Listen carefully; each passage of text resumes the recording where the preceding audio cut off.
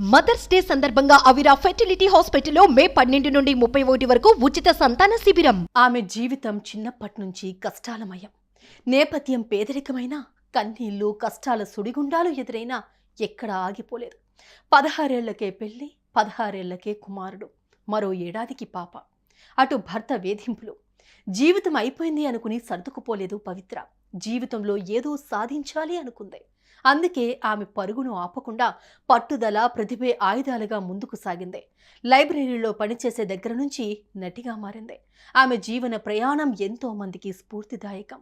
ఆమె పడ్డ కష్టాలే ఇప్పుడు సుఖమైన జీవితం ఇస్తుంది అనుకుంటున్న తరుణంలోనే ఆమె అనంత లోకాలకు వెళ్ళిపోయింది. 2 బిడ్డలను ఒంటరి చేసి కన్నీళ్లు మిగిల్చింది.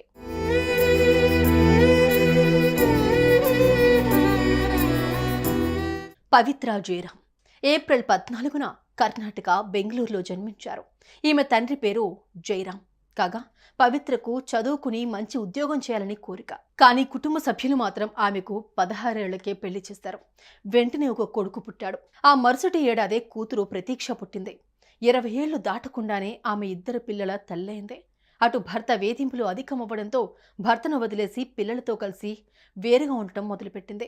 ఓవైపు ఇంటర్మీడియట్ పూర్తి చేస్తూనే సేల్స్ గర్ల్గా ఇతరుల ఇళ్లలో పని మనిషిగా పనిచేసింది. అలా వచ్చిన డబ్బుతో పిల్లలను చదివించింది.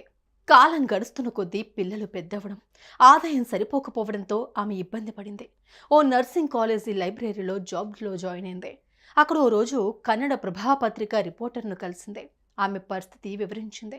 ఆమె ఒంటరిగా డబ్బులు సంపాదించడం అనేది చాలా కష్టంగా మారింది. ఒంటరి మహిళగా పిల్లలకు మంచి జీవితాన్ని ఇవ్వాలంటే తప్పకుండా నటి అవ్వాల్సిందేనని చెప్పింది. దీంతో ఆయన తనకు తెలిసిన ఫిలిం డైరెక్టర్ శ్రీనివాస్ రెడ్డిని పరిచయం చేశారు.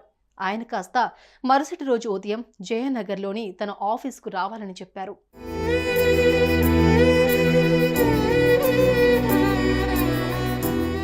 ఎలాగోలా అవకాశం దక్కింది అనుకున్న పవిత్ర జయనగర్కు వెళ్ళింది. ఉదయం నుంచి అక్కడే ఉంది. కానీ శ్రీనివాస్ రెడ్డి అక్కడికి రాలేదు. కాల్స్ చేస్తే లిఫ్ట్ చేయలేదు. తిరిగి వెళ్ళడానికి పవిత్ర దగ్గర డబ్బులు లేవు. అక్కడే రాత్రంతా ఉండిపోయింది. మరుసటి రోజు శ్రీనివాస్ రెడ్డి పవిత్రకు కాల్ చేశారు. తను ప్రయాణంలో ఉండటం వల్ల కాల్ లిఫ్ట్ చేయలేదని, అరగంటలో వస్తున్నట్లు తెలిపారు.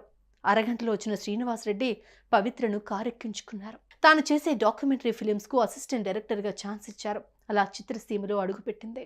అసిస్టెంట్ డైరెక్టర్గా పనిచేస్తున్నా కూడా ఆమెకు వచ్చే జీతం సరిపోయేది కాదు. అందుకే ఆమె అప్పుడప్పుడు షూటింగ్లకు వెళ్ళి అక్కడ పరిచయాలు పెంచుకున్నారు. అయినా సరే ఆమెకు అవకాశాలు రాలేదు. పలు ప్రాంతాలకు తిరుగుతూ ప్రజల కష్టాలు తెలుసుకునేవారు. అప్పుడప్పుడు డాక్యుమెంటరీలో నటించడం మొదలుపెట్టారు. డబ్బులు రాకున్నా తనను తాను తెరపై చూసుకుని పవిత్ర మురిసిపోయేది.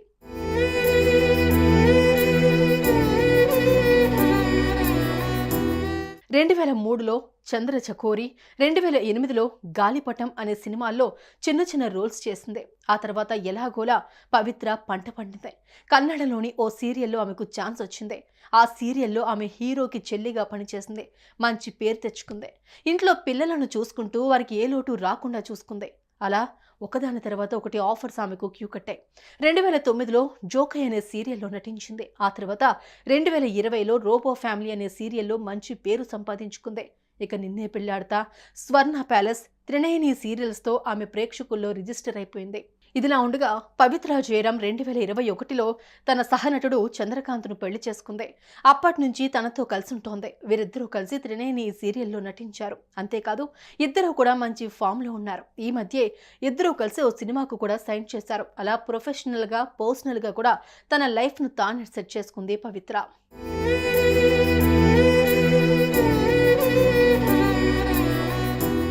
భర్త, 2 పిల్లలు, తాను కోరుకున్న సినీ జీవితం అంతా ఆమె ముందు అందంగా ఉంది. కష్టాలు ఆమె దరికి రాలేదు. ఆమె 10 మందికి సాయం చేసే స్థితి వచ్చింది. సీరియల్స్లో నెగిటివ్ షేడ్స్లో కనిపించినా అందరితో ఫ్రెండ్లీగా ఉండేది అన్నారు తన కోస్టార్స్. అలాంటి ఆమెను రోడ్డు ప్రమాదం బలి తీసుకుంది. బెంగళూరు నుండి హైదరాబాద్ వస్తూ ఉండగా మహబూబ్ నగర్ వద్ద ఆమె కారును ఆర్టీసీ బస్సు ఢీకొనడంతో ఆమె గాయాల పాలై హార్ట్అటాక్తో మృతి చెందింది. ఆమెతో పాటు ఉన్న భర్త, పవిత్ర, అక్క కూతురు, అలాగే డ్రైవర్ మాత్రం గాయాలతో బయటపడ్డారు. కానీ పవిత్ర మాత్రం అనంత లోకాలకు వెళ్ళిపోయారు. కన్నీళ్లు మాత్రమే మిగిల్చారు.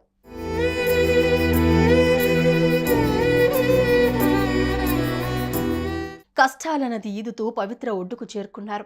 తాను అనుకున్న జీవితాన్ని జీవిస్తున్నారు. పిల్లలకు మంచి భవిష్యత్తునిచ్చారు. కానీ ఇప్పుడు ఆమె అనంతలో కళకు వెళ్ళిపోయారు.